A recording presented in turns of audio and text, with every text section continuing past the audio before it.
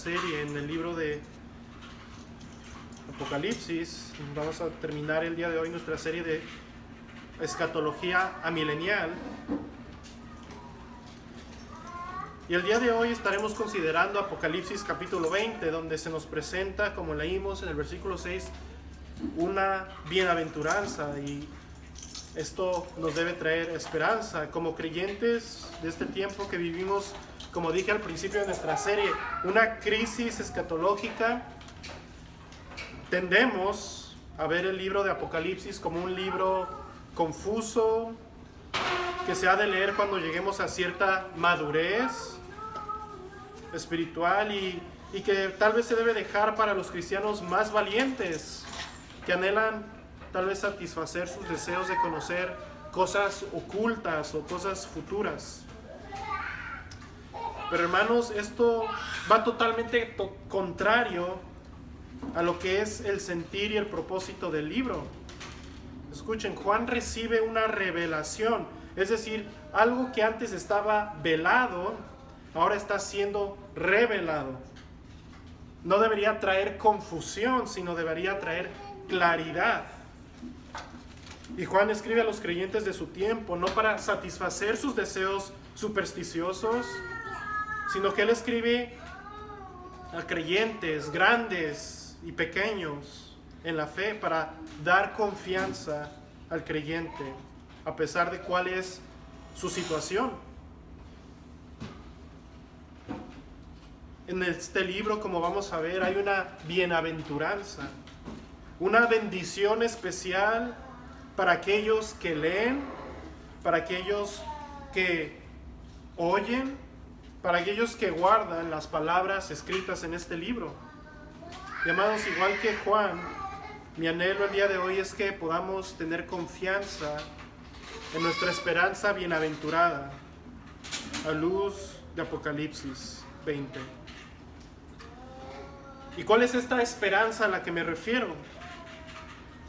Bueno, en el capítulo 20, Juan en visión ve, escuchen, el reino milenial. Juan ve la victoria sobre el dragón y ve el juicio final. Dividimos este estudio en 3 puntos. Punto número 1, vamos a ver el contexto histórico y el método de interpretación. Punto número 2, veremos el reino milenial. Punto número 3, vamos a ver la victoria sobre el dragón y el juicio final. Y el título de este sermón o este estudio es La esperanza bienaventurada, el reino milenial, la victoria sobre el dragón y el juicio final. Veamos el punto número 1, el contexto histórico y el método de interpretación. Este libro fue escrito por el apóstol Juan en la isla de Patmos. Las posibles fechas para este libro son antes de la destrucción del templo, alrededor del año 60 después de Cristo, o alrededor de los años 90. Hay 2 posturas sobre cuándo se escribió este libro. Hay una postura temprana y una postura tardía. Yo personalmente me inclino a la fecha temprana de este libro, debido a la evidencia interna que el mismo libro presenta. Escuchen, Juan en el capítulo 1 dice que él estaba adorando en el Espíritu, en el día del Señor, cuando recibió esta revelación de nuestro mismo Señor Jesucristo, de las cosas que debían suceder pronto. Acompáñenme a Apocalipsis capítulo 1. Apocalipsis capítulo 1. Y veamos el versículo 1 rápidamente. Apocalipsis capítulo 1. Dice así la palabra del Señor, versículo 1. La revelación de Jesucristo que Dios le dio para manifestar a sus siervos las cosas que deben suceder pronto. Y la declaró enviándola por medio de su ángel a su siervo Juan. El propósito se nos anuncia que es hacer saber a sus siervos, la audiencia a la cual Juan está escribiendo, las cosas que debían suceder pronto. Ahora veamos más acerca del contexto de Apocalipsis y vayan al versículo 9. ahí en capítulo 1, versículo 9 al versículo 10. Vean el contexto. Yo, Juan, versículo 9, vuestro hermano y copartícipe vuestro en la tribulación, en el reino y en la paciencia de Jesucristo, estaba en la isla llamada Patmos por causa de la palabra de Dios y el testimonio de Jesucristo. Yo estaba en el Espíritu en el día del Señor y oí detrás de mí una gran voz como de trompeta. Juan recibe esta revelación y él se identifica como alguien que estaba pasando la tribulación, copartícipe con los hermanos que él está enviando esta carta. Él también se identifica como aquel que estaba en el reino y en la paciencia de Jesucristo. El contexto histórico que se nos presenta aquí, los creyentes del primer siglo estaban viviendo en la tribulación por causa del Evangelio. Ellos estaban pasando diferentes persecuciones y pruebas. Escuchen, y esto lo podemos evidenciar en la historia. Ellos estaban siendo perseguidos por los judíos, expulsados de sus comunidades, despojados de sus propiedades, apedreados por los gentiles, perseguidos por los romanos, echados a los leones, torturados, quemados vivos. Esta terminología entonces la vemos en el libro de Apocalipsis. Y puesto con lenguaje del libro de Apocalipsis, podríamos decir que ellos estaban sufriendo la tribulación causada por el dragón, la tribulación causada por el falso profeta y la bestia. Pero noten cómo Juan también dice que él es copartícipe, como vimos, del reino. A pesar de su sufrimiento, a pesar de la tribulación cual estaban sufriendo por causa del Evangelio, Juan se identifica como participante, juntamente con sus oyentes, participante del reino de Cristo. Noten el versículo 4 al 6. Como esto también está incluido en capítulo 1, versículo 4 al 6. Juan le escribe a las 7 iglesias que están en Asia: gracias sea a vosotros y paz del que es y del que era y que ha de venir, y de los 7 espíritus que están delante de su trono, y de Jesucristo, el testigo fiel, el primogénito de entre los muertos y el príncipe de los reyes de la tierra, el que nos amó y nos ha lavado de nuestros pecados con su sangre y nos ha hecho, ¿qué? Reyes y sacerdotes para Dios y su Padre. A él sea la gloria y el imperio por los siglos de los siglos. Hermanos, de nuevo, Juan, a pesar de su sufrimiento, se identifica como partícipe del reino y identifica en su saludo y su introducción a sus lectores, a las 7 iglesias, identifica a Cristo como el príncipe de los reyes de la tierra. Y nosotros como un reino o reyes y sacerdotes para Dios.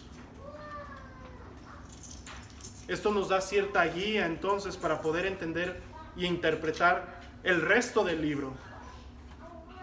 Escuchen, aunque los creyentes estaban sufriendo persecución, ellos podrían tener la seguridad y confianza de que Cristo había vencido la muerte, que Él era el Rey de Reyes, y que nosotros, aunque suframos en esta tribulación, ya somos partícipes de su reino. Es decir, Juan nos muestra la realidad de la tribulación en esta tierra, pero también nos muestra el reino celestial de Cristo y la victoria final sobre los enemigos de Cristo. Escuchen, en el resto del libro, Juan usa diferentes imágenes tomadas del Antiguo Testamento para mostrarnos esta realidad: la tribulación, el reino y la victoria de Cristo sobre sus enemigos. Por cierto, este libro no es cronológico. El libro de Apocalipsis no es una línea de tiempo, sino más bien está dividido y muchos teólogos lo dividen de diferentes formas, pero todos están de acuerdo que el libro no ha de leerse cronológicamente, sino que el libro, y yo me alineo a esta división del libro de Apocalipsis de Anthony Hoekema, está dividido en 7 secciones que nos narran de una forma única y progresiva esta realidad, de nuevo la realidad de la tribulación, la realidad del reino y la victoria de Cristo. Y así este libro, escuchen hermanos, tiene primeramente un significado para los oyentes, para las 7 iglesias, tiene un significado histórico, es decir, las 7 iglesias no iban a recibir el libro de Apocalipsis y decir, pues quién sabe quién es la bestia, quién sabe quién es el dragón, esto está en el futuro. No, ellos entendieron y había de traer consolación a sus vidas. Pero escuchen, también este libro nos trae y tiene un significado para nosotros en aplicación.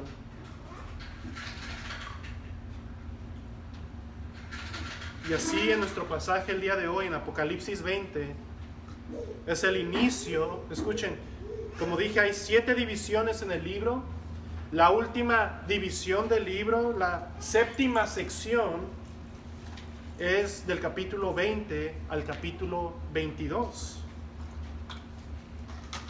Si quieren las divisiones se las puedo dar después al final de la clase. Pero esta última sección, esta 7ª sección del libro, del capítulo 20 al capítulo 22, comienza con el reino de Cristo, la victoria sobre el dragón y el juicio, para después dar lugar en el capítulo 21 y 22 a mostrarnos que el cielo nuevo y la tierra nueva. Entonces cada sección del libro, cada sección nos va revelando progresivamente más y más sobre la historia de la iglesia. Y es lógico, por lo tanto, que en la última sección se nos muestre la gloria del cielo nuevo y de la tierra nueva. Entonces, este es el punto número 1. Hemos visto el contexto histórico y el método de interpretación. Ahora sí vamos a ir a Apocalipsis 20, teniendo todo esto en mente. Apocalipsis 20. Y vamos a ver el punto número 2. Punto número 2, el reino milenial. Apocalipsis 20, versículo 1 al 3. El reino milenial. Y vi a un ángel descender del cielo que tenía la llave del abismo y una gran cadena en su mano. Y prendió al dragón, aquella serpiente antigua, que es el diablo y Satanás, y lo ató por 1000 años. Y lo arrojó al abismo y lo encerró y puso sellos sobre él, para que no engañara más a las naciones, hasta que 1000 años fueran cumplidos. Y después de esto es necesario que sea desatado por un poco de tiempo. El final del capítulo 19 nos presenta a Cristo viniendo en las nubes para arrojar a la bestia y al falso profeta al lago de fuego. Pero ahora Juan torna en este capítulo, como vemos al principio de este capítulo, para ver cómo Cristo va a lidiar con el dragón.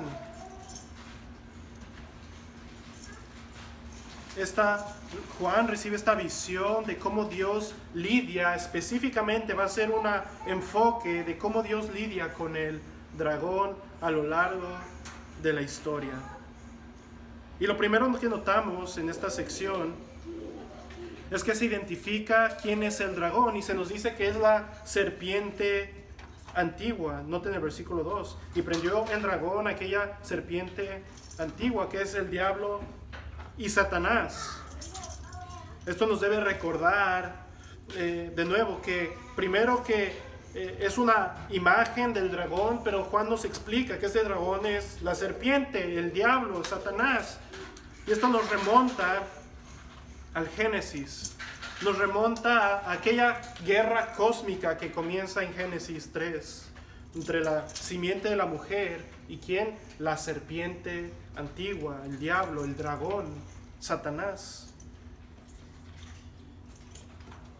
Ahora noten cómo dice al principio que este ángel desciende del cielo y tiene la llave del abismo y una gran cadena en su mano.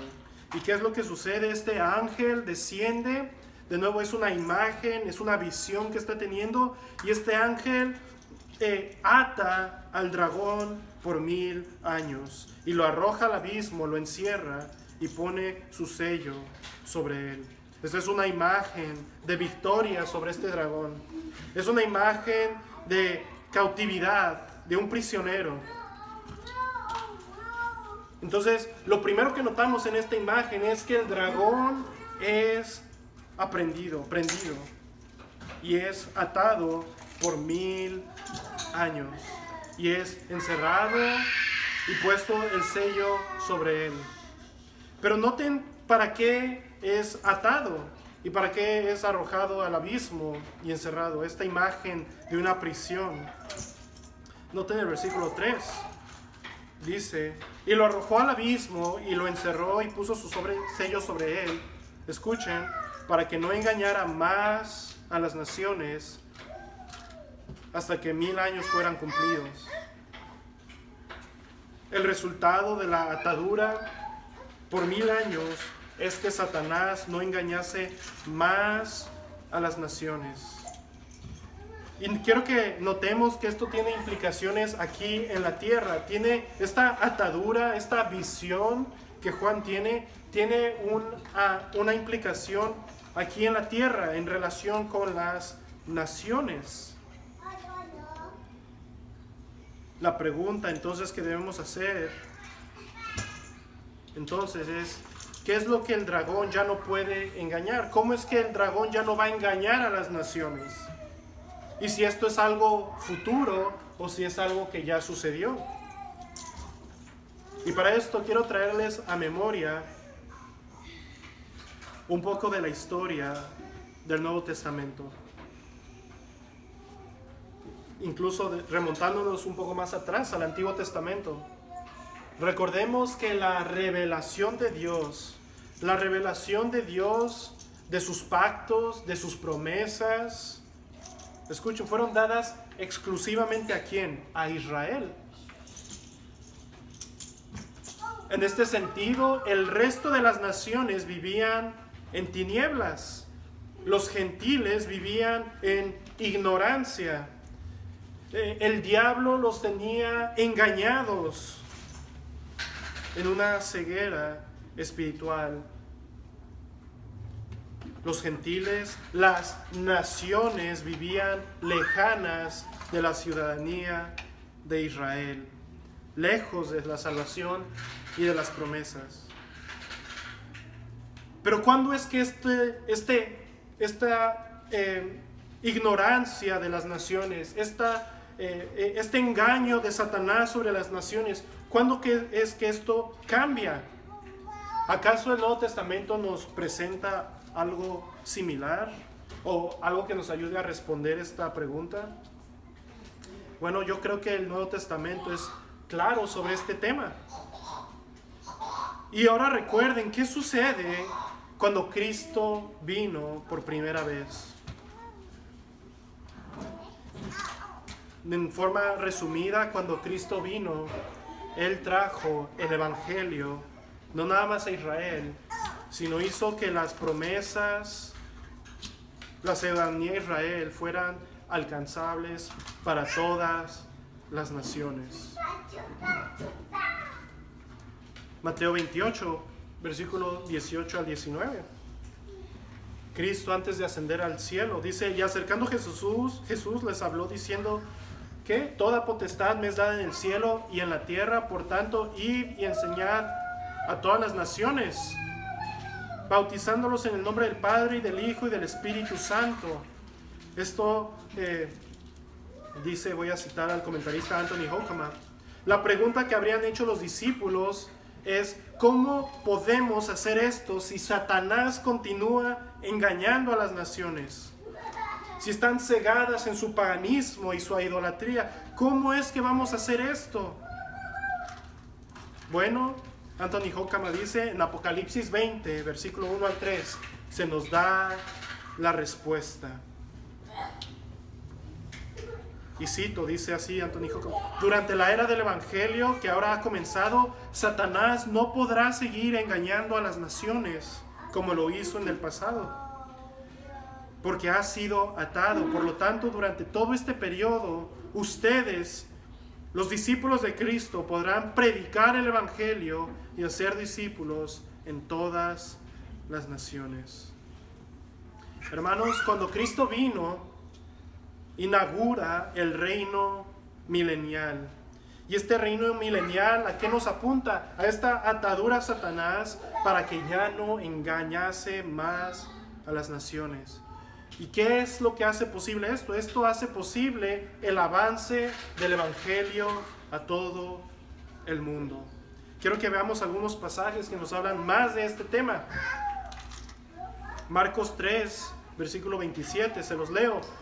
Cristo hablando, ya lo cité en una clase pasada, dice: nadie puede saquear los bienes del fuerte entrando en su casa si antes no atare al fuerte, y entonces saqueará su casa. Aquí Cristo sacando demonios, dice que nadie puede entrar en el dominio de Satanás y tomar posesión de ello si primero no ata a Satanás, es lo que el Señor está diciendo. Y cuando Cristo viene y empieza a sanar y a liberar a las personas endemoniadas, Cristo les está diciendo: yo vine y até al hombre fuerte para poder saquear su casa. Juan 12, versículo 31. Juan 12, versículo 31. Ahora es el juicio de este mundo. Estas son palabras de Cristo. Ahora el príncipe de este mundo será echado fuera. Noten, ¿cuál es el resultado que ahora, porque el príncipe de este mundo ha sido echado fuera? ¿Qué es lo que sucede? Dice Cristo: y yo, si fuere levantado de la tierra, es decir, en su crucifixión, a todos traeré a mí mismo. Lucas capítulo 10, acompáñenme ahí rápidamente. Lucas 10.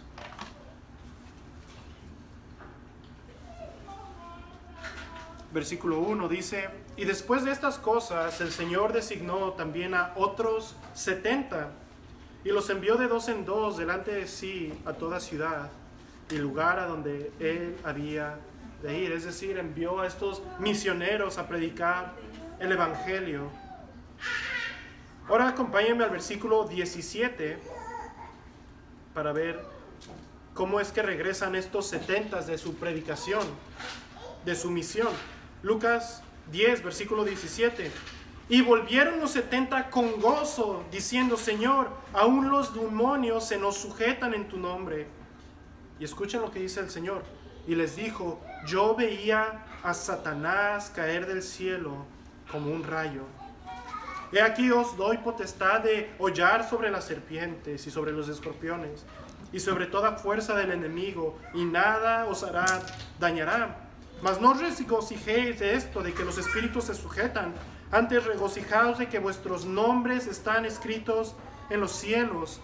En aquella misma hora Jesús se alegró en espíritu y dijo: te alabo, Padre, Señor del cielo y la tierra, porque escondiste estas cosas de los sabios y entendidos y las has revelado a los niños. Sí, Padre, porque así te agradó.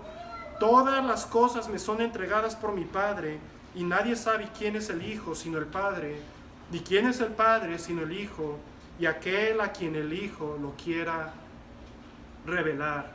En este contexto, como vemos, Cristo manda a estos 70 a predicar el Evangelio, a hacer milagros, y estos regresan con gozo, y el Señor les dice: mientras ustedes estaban con gozo, yo veía a Satanás caer del cielo como un rayo.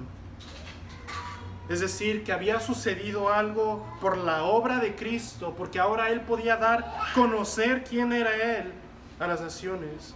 Satanás en el lenguaje bíblico fue atado, fue echado fuera y cayó del cielo como un rayo. Le queda poco tiempo, diría Juan en Apocalipsis. Y hermanos, regresando a Apocalipsis,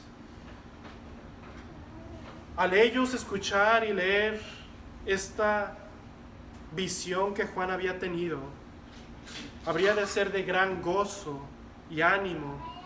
Escuchen, saber que ellos estaban sufriendo, tal como Pablo sufrió. Pero tendría que traer ánimo y gozo. ¿Por qué? Porque el Evangelio, a pesar de su sufrimiento y por su sufrimiento, llegaría a todas las naciones. Los esfuerzos no son en vano. Y hermanos, en la aplicación me gustaría que también fuera lo mismo para nuestros corazones. El dragón no podrá detener la proclamación del Evangelio, a pesar de sus más fuertes ataques. Recuerden, esto es para que ya no engañase más, para que el Evangelio continuase avanzando. Esto no significa que no puede haber ataques o no puede haber sufrimiento como ellos estaban experimentando, pero el gran consuelo que esto traería a los creyentes, que sus muertes no serían en vano. Considerando estos versículos, entonces el milenio podemos concluir que es el reino de Cristo, que se extiende desde su primera venida, como ya vimos en diferentes pasajes bíblicos, de su primera venida hasta previamente antes de su retorno. Ahora alguien podría preguntar, ¿qué significan los 1000 años en sí?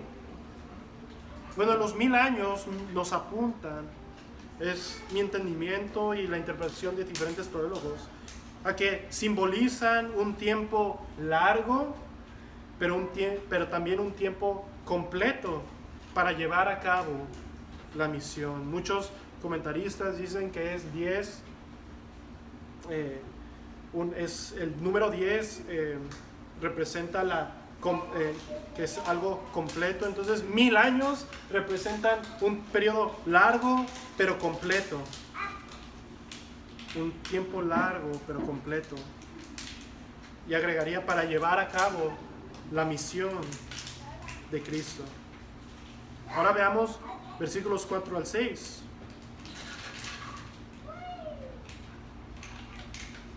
Versículos 4 al 6. Y vi tronos, y se sentaron sobre ellos, y los se fue dado a hacer juicio. Y vi las almas de los decapitados por el testimonio de Jesús y por la palabra de Dios, los que no habían adorado a la bestia ni a su imagen, y que no recibieron la marca en sus frentes ni en sus manos, y vivieron y reinaron con Cristo 1000 años. Mas los otros muertos no volvieron a vivir hasta que se cumplieron 1000 años. Esta es la primera resurrección. Bienaventurado y santo el que tiene parte en la primera resurrección. La segunda muerte no tiene potestad sobre estos, sino que serán sacerdotes de Dios y de Cristo y reinarán con él 1000 años. Ahora la visión de Juan torna de ver la atadura del dragón y sus implicaciones aquí en la tierra. Ahora Juan es dirigido a ver el cielo. Juan ve tronos y ve un grupo, como dice el texto, que recibió la facultad de juzgar o participar juntamente con Cristo en sus juicios sobre la tierra. ¿Y por qué creo que está siendo dirigido a ver el cielo? Porque se nos dice que este grupo son las almas de los decapitados por causa de la palabra de Dios. Es decir, las almas de los mártires, las almas de aquellos que habían predicado el Evangelio. Se nos dice también que son aquellos que no adoraron a la bestia ni a su imagen, ni recibieron su marca. Es decir, que son aquellos que no adoraron, es mi interpretación y de nuevo la de muchos, y creo que es la correcta, no adoraron el sistema y el gobierno de este mundo, el cual el Señor ve como bestias. Esto lo podemos ver en en el libro de Daniel. Las bestias representaban gobiernos mundiales. Y estos mártires, estos creyentes, no habían adorado a la bestia. No habían adorado este mundo, este sistema caído. Son aquellos que son santos, que vivieron en la tierra como ciudadanos del cielo y que no amaron este mundo y su sistema. Escuchen, esto es lo hermoso de este pasaje, que aunque Juan ve las almas de estos creyentes, noten, él ve que están vivos, reinando con Cristo. A diferencia de los otros muertos, noten el versículo 6, el 5. Mas los otros muertos no volvieron a vivir hasta que se cumplieron 1000 años. Esta es la primera resurrección. Es decir, aquí hay un contraste entre los que no adoraron a la bestia, a los que fueron decapitados por el testimonio de Cristo. Juan los ve sus almas vivos delante de Cristo, reinando con Él, en contraste con los otros muertos que no volvieron a vivir. Noten el versículo 6. Y este versículo 6 es el centro de este capítulo. Uno podría pensar que lo más importante de este capítulo es la atadura de Satanás, pero no. El versículo 6 es el centro de este capítulo. Es la séptima bienaventuranza, es la penúltima bienaventuranza de todo el libro. Hay 7 bienaventuranzas en todo el libro de Apocalipsis. Esta es la penúltima. Y noten el versículo 6. Bienaventurado y santo el que tiene parte en la primera resurrección. La segunda muerte no tiene potestad sobre esto, sino que serán sacerdotes de Dios y de Cristo y reinarán con Él 1000 años. Bienaventurados, en otras palabras, los que cuando mueran por causa de Cristo vivan. Benditos todos aquellos que aunque sufran por el Evangelio y no adoren el sistema del mundo, vivan. Benditos los que la segunda muerte no tiene potestad sobre ellos. ¿Cuál es la segunda muerte? Y lo vamos a ver más adelante. La segunda muerte es ser resucitado y después ser enviado al lago de fuego por juicio. Benditos los que la segunda muerte no tiene potestad sobre ellos. Benditos los que no serán lanzados vivos al lago de fuego para morir y ser atormentados eternamente. En otras palabras, felices los que mueran y sus almas entren al templo celestial y adoren al Cordero. Felices los que mueran y entren al palacio celestial para reinar con Cristo. Y de nuevo te pregunto el día de hoy, ¿tú eres bienaventurado? ¿Has sido libertado de la potestad de la muerte? O tal vez aún adoras el sistema de este mundo. Tal vez la marca de la bestia está sobre ti y tu identidad y le perteneces a este mundo y su sistema. Espero que no sea así de nosotros, amados hermanos. Que seamos bienaventurados. Y regresando al contexto, esta sección, esta bienaventuranza debía ser de ánimo para los creyentes del primer siglo y para nosotros. Hermanos, el milenio, estos 1000 años del reino de Cristo, escuchen, nos apunta a que la muerte no tiene autoridad sobre los creyentes.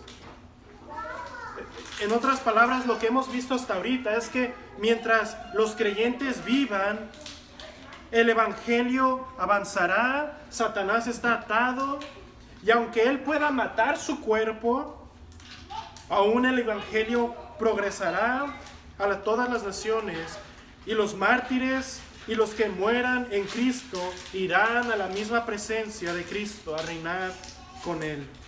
Esto es a lo que nos apunta el milenio. A que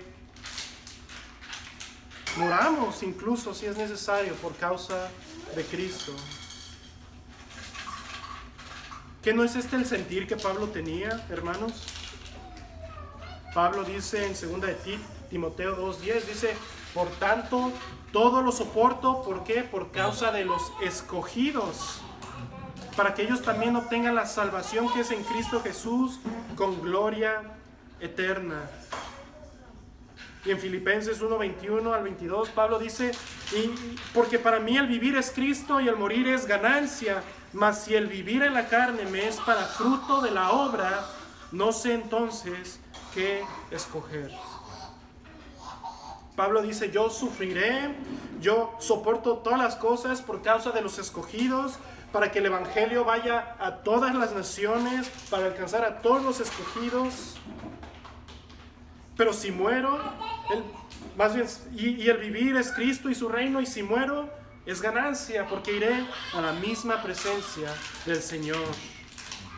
Pero él mismo dijo, pero no sé qué escoger. A esto es a lo que nos apunta el libro de Apocalipsis, específicamente el milenio. Este ánimo para los creyentes a perseverar, y saber que incluso si murieran por el evangelio, irían a reinar con Cristo en su presencia. Versículo 6. Bienaventurado y santo el que tiene parte en la primera resurrección. La segunda muerte no tiene potestad sobre esto, sino que serán sacerdotes de Dios y de Cristo, y reinarán con él 1000 años. Esta primera resurrección es la vida eterna que ahora ya tenemos como creyentes. Cuando nosotros nacemos de nuevo, se nos ha dado la vida eterna. Hemos pasado de muerte a vida. Y cuando moramos físicamente, viviremos. Abundaremos más en esto más adelante. Pero ahora pasemos al tercer punto, al tercer y último punto. La victoria sobre el dragón y el juicio final. En estos versículos tenemos la victoria sobre el dragón, sobre la serpiente y el juicio sobre los muertos. Veamos primeramente la victoria sobre el dragón, versículos 7 al 10. Y cuando los 1000 años se cumplan, Satanás será suelto de su prisión y saldrá para engañar a las naciones que están en los 4 ángulos de la tierra, a Gog y a Magog, a fin de congregarlos para la batalla, el número de los cuales es como la arena del mar.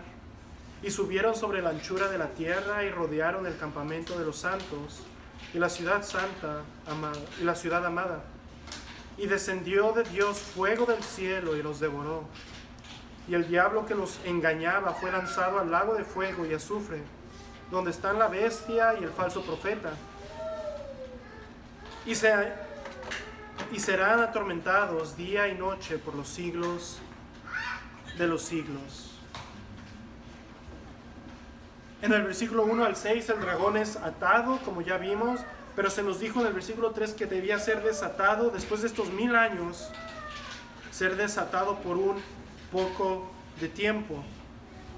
Y de igual forma mi postura es que esto es un tiempo simbólico para referirse a un corto tiempo, pero de igual forma no podemos saber cuánto tiempo es. No podemos compararlo literalmente con 1000 años, pues de nuevo los 1000 años representan un tiempo largo, pero un tiempo completo, un tiempo perfecto. Ahora escuchen, de igual forma que no conocemos, porque muchos podrán después interpretar, o muchos interpretan más bien, que este tiempo, este corto tiempo, cuando Satanás es atado, podrían decir, bueno, ya estamos en ese tiempo, ya estamos en este tiempo. A lo cual yo creo que de igual forma como, escuchen, como no conocemos cuándo estos 1000 años van a ser terminados, completados. ¿Por qué? Porque no sabemos cuándo va a ser la misión mundial terminada. No sabemos cuándo el último escogido va a ser salvo. Bueno, de esta misma forma, tampoco sabremos cuándo Satanás va a ser desatado. Sin embargo, la realidad es que cuando este tiempo de 1000 años sea completado, Satanás será soltado para engañar nuevamente a las naciones restantes. De igual forma, un engaño, una ceguera espiritual. Pero escuchen, ¿para qué? Para perseguir a los creyentes que están en la tierra. Ahora aquí muchos interpretan, y no me voy a tomar más tiempo para explicarlo. Pueden ver la clase pasada del pastor de cómo creyentes, como reformados, no nada más como mileniales, sino como reformados, ahora entendemos a Israel como a luz del Nuevo Testamento como la iglesia. Nosotros somos el verdadero Israel por Cristo, o somos el cumplimiento de Israel. Entonces, cuando leamos aquí que las naciones se reúnen para la talla y rodean el campamento de los santos, no vayamos y pensamos en el Israel nacional o étnico. De nuevo, Juan está usando analogías, está tomando lenguaje del Antiguo Testamento. De nuevo, porque a luz del Nuevo entendemos que el Israel de Dios es la iglesia. Es más, en Apocalipsis mismo, los santos son de todas las naciones, de toda tribu, lengua y nación.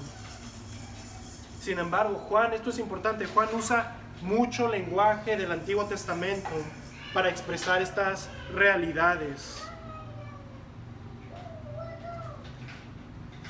Ahora, se nos dice que Satanás, cuando es soltado, irá a los 4 ángulos de la tierra, que figurativamente es Gog y Magog. ¿Qué significa esto? Muchos identifican esto, y he visto muchos videos, incluso recientemente, que dicen y identifican Gog y Magog como Rusia, como un pueblo del norte a Israel. Pero hermanos, de nuevo es fácil notar que aquí se nos dice que el diablo va a los 4 ángulos de la tierra, es decir, a toda la tierra, y va a todas las naciones. ¿Por qué entonces Juan usa Gog y Magog? Bueno, Juan toma del libro, más bien se le revela esta imagen del libro de Ezequiel, y identifica la profecía de Ezequiel sobre Gog y Magog que se cumple aquí en Apocalipsis. De forma resumida, lo pueden ir a leer después, pero de forma resumida, Ezequiel, mientras ve esta visión, ellos están en el exilio, pero Ezequiel ve a Israel restaurado en su tierra. Están en el exilio de Babilonia. Lo que el pastor está predicando en el libro de Isaías, Ezequiel lo estaba viviendo. Ezequiel, previo a esta profecía de Gog y Magog, ve los huesos secos, el valle de los huesos secos resucitan. Y esto nos indica cómo el pueblo de Israel iba a regresar del cautiverio de Babilonia a Israel. Iban a regresar, Dios los iba a preservar y iban a regresar. Lo cual en la historia lo vemos, en la historia bíblica incluso.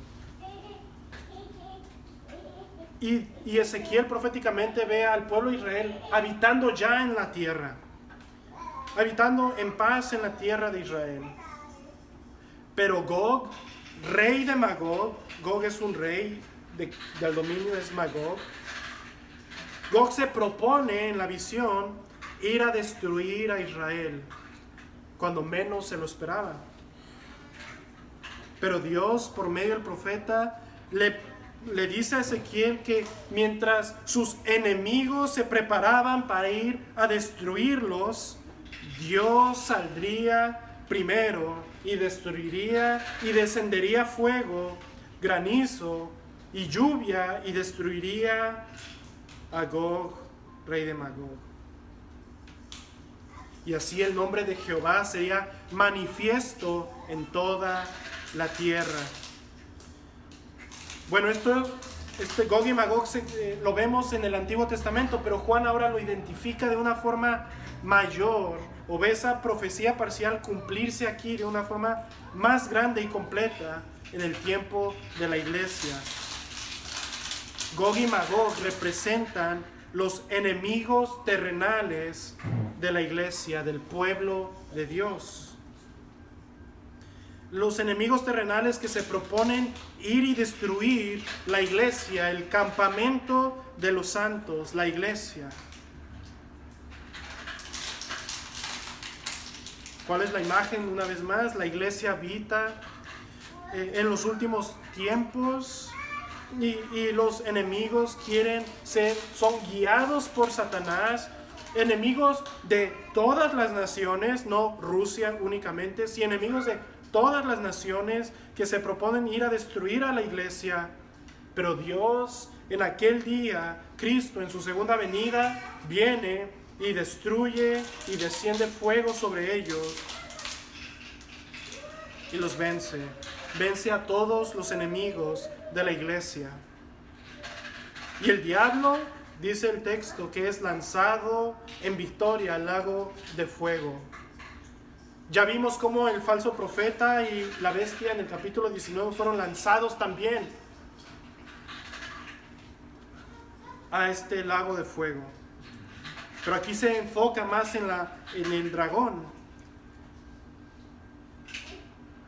Es decir, todo el sistema, la falsa religión, todos los gobiernos terrenales que se ponen en contra de Cristo y de su iglesia, y el dragón mismo serán arrojados al lago de fuego.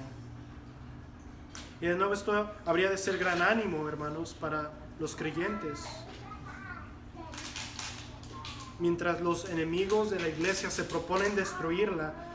Y esta ha sido la historia de la iglesia. ¿Cuántos no se han propuesto destruir a la iglesia de Cristo? Pero Cristo guarda su iglesia, Cristo defiende a su iglesia. Y finalmente en su venida definitivamente destruirá a todos sus enemigos. Y al mismo dragón que en aquel tiempo los guiará. Hemos visto la victoria sobre el dragón. Ahora veamos el juicio final. Versículos 11 al 15. Y vi un gran trono blanco y el que estaba sentado sobre él, de delante del cual huyeron la tierra y el cielo, y no fue hallado lugar para ellos. Y vi a los muertos grandes y pequeños que estaban de pie delante de Dios. Y los libros fueron abiertos, y otro libro fue abierto, el cual es el de la vida. Y fueron juzgados los muertos por las cosas que estaban escritas en los libros, según sus obras. Y el mar dio los muertos que estaban en él, y la muerte y el infierno dieron los muertos que estaban en ellos. Y fueron juzgados cada uno según sus obras. Y la muerte y el infierno fueron lanzados en el lago de fuego. Esta es la segunda muerte. Y el que no fue hallado inscrito en el libro de la vida fue lanzado en el lago de fuego. Ahora Juan ve el juicio final. El juicio, incluso podríamos enfatizar o ver que Juan enfatiza el juicio sobre los incrédulos. El juicio sobre aquellos que no estaban escritos en el libro de la vida. Aquellos que Cristo, con el resplandor de su venida, habría de destruir, ahora son juzgados. Y todos los incrédulos de todas las edades. Juan ve delante de él, delante del trono, delante del Dios Santo, a los muertos. Muertos de toda clase, sin excepción, grandes y pequeños, jóvenes y adultos. Y dice, y los libros serán abiertos, el libro de las obras, por el cual serán juzgados todos. La muerte y el Hades, que tienen autoridad sobre los muertos, incrédulos, son entregados para ser juzgados. Es increíble cómo la muerte misma, figurativamente, entrega a los muertos para ser juzgados. Pero noten, Juan también ve el libro de la vida, donde están escritos los nombres de los redimidos, de los salvos, no por sus obras, sino por la obra de Cristo. Y ahora aquí, para también argumentar aquí un juicio general, vemos que aquí se nos evidencia que va a haber un juicio general para justos e injustos. En aquel día los libros van a ser abiertos, el libro de las obras y el libro de la vida. Todos se presentarán. Pero aquí los justos se diferencian por estar en el libro de la vida. Las cabras serán separadas de las ovejas. Las ovejas para vida eterna, pues sus nombres están escritos en el libro de la vida. Pero las cabras serán juzgadas por sus obras. Los muertos serán juzgados por sus obras. Y esto nos debe recordar de aplicación, hermanos, que nosotros es de gran consolación saber que estamos en el libro de la vida, que no seremos juzgados por nuestras obras, sino que estaremos escritos en el libro de la vida del Cordero. Pero también de forma de exhortación y de examinación, preguntarnos si estamos escritos en ese libro. Ahora vean el versículo 14. Y la muerte y el infierno fueron lanzados en el lago de fuego. Esta es la segunda muerte. Versículo 15. Y el que no fue hallado inscrito en el libro de la vida fue lanzado en el lago de fuego. Vemos la victoria sobre la muerte misma. La misma muerte es lanzada, el Hades, son lanzados al lago de fuego. Esto es interesante, hermanos, o es impactante. Todos van a resucitar. Los muertos incrédulos resucitarán, y los vivos y los creyentes. Los mártires resucitarán, y nosotros, si permanecemos, seremos glorificados. Pero en aquel día, cuando Cristo regrese, la muerte misma va a ser vencida. El último enemigo será vencido, la muerte. Y esto es lo único universal de la obra de Cristo, que tanto incrédulos como creyentes resucitan. Porque Cristo venció a la muerte. Ya no va a haber más muerte. En Daniel 12:2, Daniel lo ve, dice: y muchos de los que duermen en el polvo de la tierra serán despertados, unos para vida eterna y otros para vergüenza y confusión perpetua. La confesión bautista, nuestra misma confesión, hablando de esto, dice: los cuerpos de los injustos por el poder de Cristo serán resucitados para deshonra, y los cuerpos de los justos por su espíritu para honra, y serán hechos entonces semejantes al cuerpo glorioso de Cristo.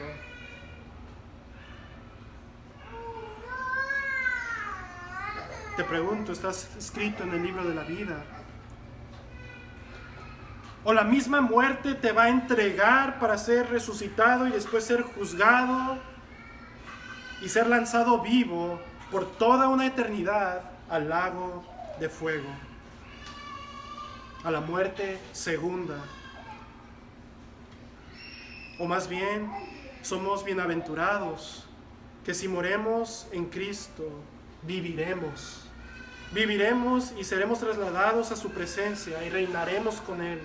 Y cuando Él venga, seamos resucitados para vida eterna, pues nuestros nombres están escritos en el libro de la vida. Y así concluimos este estudio, hermanos. Hemos visto la esperanza del creyente. Hemos visto nuestra participación en el reino milenial. Hemos visto la victoria sobre el dragón y hemos visto el juicio final y el destino de los incrédulos. Vamos ahora. Señor, te damos gracias, Padre, por este tiempo. Te damos gracias, Señor, que por tu gracia nos lavaste y nos perdonaste de todos nuestros pecados y nos has redimido y nos has libertado del poder de la muerte. Ya la muerte no tiene poder sobre nosotros, que incluso si morimos ahora físicamente, viviremos delante de ti, de tu presencia, Señor. Y cuando vengas, tú nos resucitarás físicamente para vida y para honra. Y todo por tu obra, Señor, porque tú hiciste esto posible, Señor, por tu cruz, por tu resurrección. Padre, te pedimos, Señor, que podamos ver y vivir a luz de esta esperanza que tenemos, la esperanza de la victoria, Señor, sobre todos tus enemigos y los enemigos de tu iglesia. Te damos gracias, Señor, y te pedimos que bendigas este tiempo, Señor, en el nombre de Cristo. Amén.